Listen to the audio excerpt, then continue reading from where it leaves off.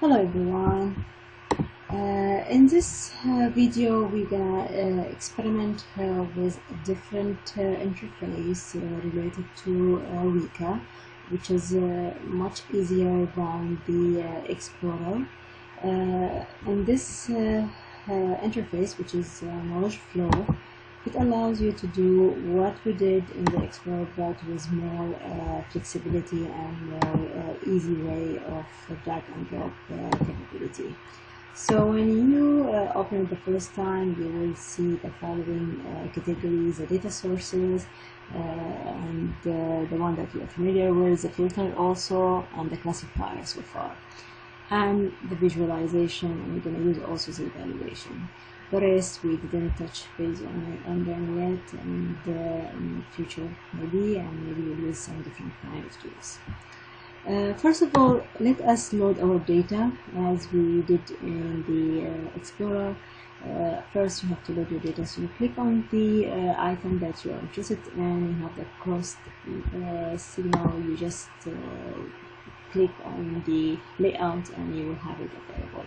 Double click to be able to load your data. We're going to use data you are familiar with so you can understand the outcome. So let us choose the segment challenge data, and we're going to say okay. So we have our data now available inside the loader. The first step to be able to work in the classification in this process is to assign a class to this to the classifier, because the classifier need to know if this data has a class or not. To be able to do this from the evaluation, you have the option class assigner. Click this one and you go back to your data, right click on it, and you will say this is my data set, and okay, assign a class assigner to this data set. The second step that I would like you to experiment with, and you may go ahead and experiment with other features that we have here related to classification. So don't try something related to cluster, will not work. We didn't touch on the clustering yet. So the other thing that you can do is a cross-validation FormMaker. The one we said that if you want to divide our data into testing and training data set, you can use that function. So it will be randomly based, will be dividing as for data maybe 10 to 9 to 90% for the testing and for the training. I will be randomly picked. Right click on your class assigner, again the data set, and you link it to the cross validation. After that, what you're gonna do, you're gonna decide which classifier you're gonna use. So let us click on our classifiers, and so far we took the decision tree, so you can pick any one of those, or also you can go ahead and try some other types of techniques. We talked about the Bayesian in general, and you can see it here, the Bayesian Naive. You can also maybe the Gaussian SMO, the very famous one, maybe the linear regression one, the multi-layer perceptron, which is the neural network. From the lazy, it takes a lot of time. We will not use this one. From the metadata, also meta type of classification, from, for example, the voting is also known. The rule-based, also we have the decision table, we have the GRIP, and which is very popular also. So you can try any one of those and see which one that works the best with your data. And now we'll see how we can decide which one of those works the best. So let us try the G48 from the decision tree type. So I just double click on it. You can also double click and change the parameters as we saw in the Explorer tool. In our case, we're not going to make any changes unless I ask you, for example, in the exam, maybe the number of fold to be more, the seeds to be more. If you can come up with better precision recall, or rock function gets better. So this is our first classifier. Let us link it, right click. So we're gonna split the training data, also the testing data to this file, to this classifier. So we are getting the data from here, and we are picking the there is a class assigned to this data. We know that there is a class, and then we divide our data into folds, and those folds will be assigned to a classifier. Part of it will be the training, part of it will be the testing set, and this is the program gonna do this for us. Let us pick another one from the, for example, from the Bayesian net, for example, or naive Bayes. Okay. So again, I'm saying, okay, I want also to experiment the data on this classifier, both the training, use the same data as a training set and testing set, but you divide the data the way you see it more appropriate. Then maybe we can use a third one from the Gaussian maybe, or linear regression. Or let us try the one multi-layer, which is known that it works well. Okay, so right click, training data set, and test data set. So now, until now we didn't do anything except that we uploaded our data. We are just creating our diagram. Okay. After we decided that those are the three classifiers that we can apply on this data, and to see which one of those is the best on this data, because it's vary on the data that you have on hand, what we're gonna do, we're gonna see the result, and we're gonna evaluate the result, and we have to look at the performance. So how can we look at the performance of our data? So let us close these classifiers to make our visual look easier. Okay, in the evaluation you have the classifier performance evaluator. For each one of those we're gonna we're gonna apply the performance evaluator to see how much good is our classifier.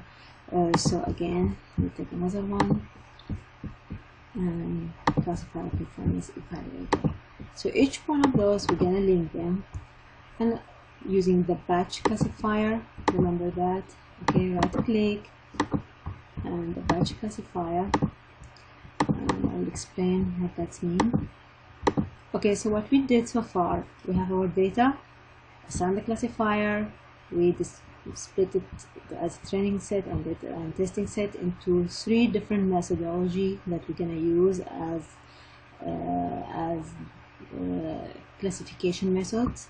Then what we say, we are asking for the evaluator to evaluate the performance of this classifier using batch, which means batch the following classifier and show me the result, and evaluate based on the result that this classifier is capable of running on my data. Okay, to see the results, so you need to have some way, which is, okay, by the visualization, the text view. Okay, so I'm asking, okay, show me the result from the first one, and here is a text result I want, for example. Also, I want the result from this one, right click as a text, right click as a text, and this is what I have so far.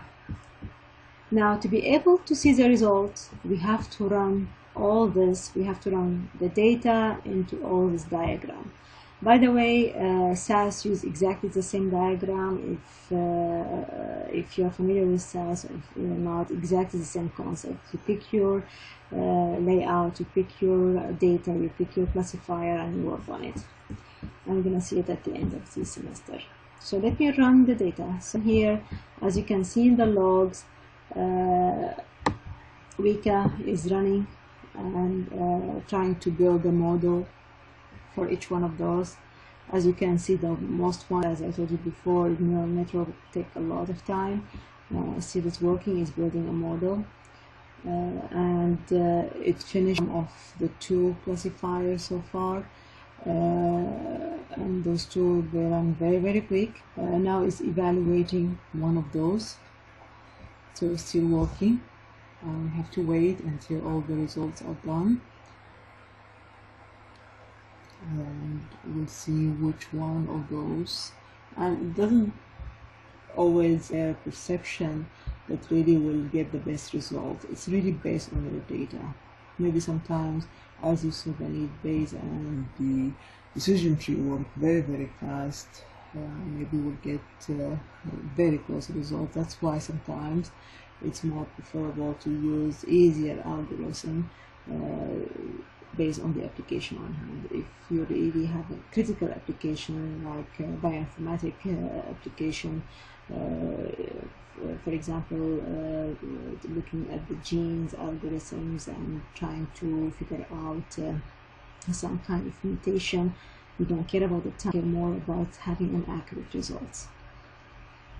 Well, if you have a web service on the web and you're using the classification for the news, for example, Twitter, and you want it to be instant, and you're classifying those information into a category if the news is coming from different resources, for example, Time News, or coming from regular customers, or you want to split those results from saying those Twitters are more reliable than the other.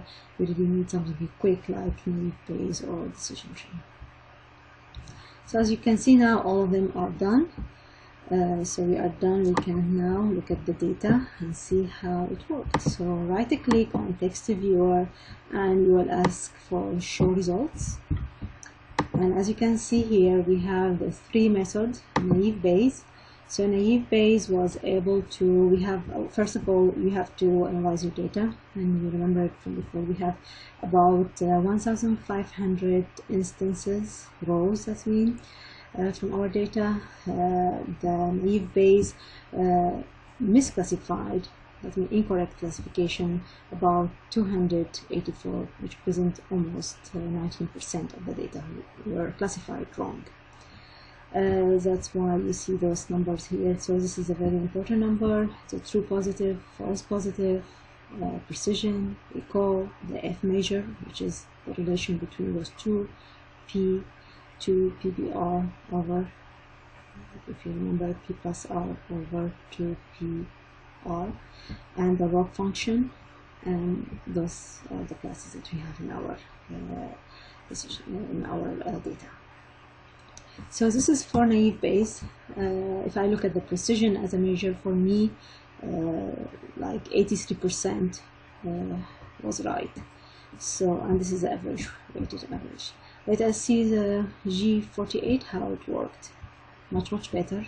So we have here almost 95% and only missed 64 instances and only 4% almost errors. So it's really good. Let's see the multi-layer perception. The multi-layer perception had only 49 misclassification. So okay, if you compare it to G4 had 64, but this one took a long time, but we got better results, higher. Look at the log function, almost 1, and the precision 96. How much we got here? 95. Okay, almost very close. So only 49. So the results are very good for, and we predicted that would be good because we know it's like neural network. It's like your brain, how the neurons are connected with each other. So what happened here in neural network, that it gives the decision for thousands of neurons and split the data, and then they recollect and re-evaluate. That's why it takes a lot of time. It's complicated process. So if you want to also have a better visualization, you can also use maybe the model performance chart to look at the data, the log function. So from here you can, for each one of those, I will say, show me, visualize for me the result as a log function. So you pick the threshold data. So we have the, okay, so we are using two methods here, the text view, so we are analyzing the data by reading the numbers, and the log view, we are just analyzing based on the visualization look. Now, of course, if I just right click, I cannot see anything because I didn't run the model. What will happen here, I will have to rerun the whole model again. See, again, as you can see here, what's happening, building the model from the beginning. And trying to evaluate from the beginnings, just because I added going again into all the network. And there is one very interesting element, which is a classifier evaluator. If you have a data that change periodically, this is like we start with the classifier based on one data at a time. So this is very good on the internet. For example, you don't call the whole internet and classify the data from the beginning, from scratch. But if you build a classifier from the beginning for the data, and today you have a new data, you go and you implement your classifier based on the newer pages have been added to the web, and you don't start from scratch and you just pick the right classifier that's what you classify. So we are waiting for, and of course, if you have a bit of configuration of your computer, this will take quicker time. So if you have HPCC computer, usually apps will run on computers with high performance clustering computers. So the evaluation will be quick. Small data, but we have only 1,500 instances sampled, so it's very small. Usually data mining techniques will apply on millions of instances. So it's finished now, and now we can right click and change the chart. What happening here is assigning, we can maximize this one. It assigns different symbols for each class. For example, the G48 is a multiplication. For naive base, just for the visualization look, is a plus, and this is like a diameter multiplier, the multi-layer perceptron. And if you can see it better, even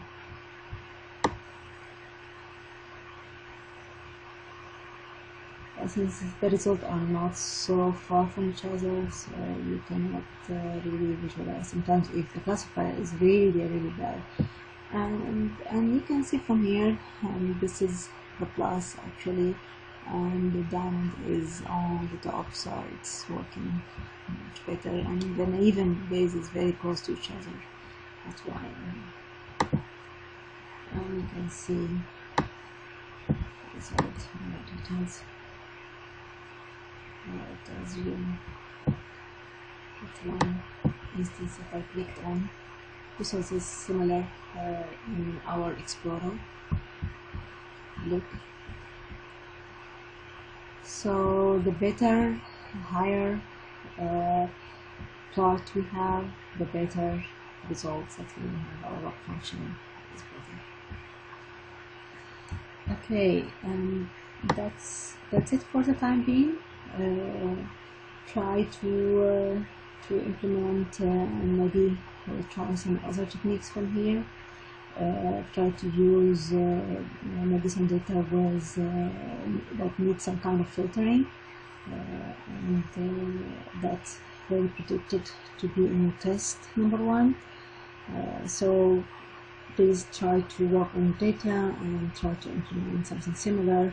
And you will be asked to provide me with some similar report that I have here, and to save it in your answer, and actually also the model performance chart. Okay, good luck, and that's it for the classification.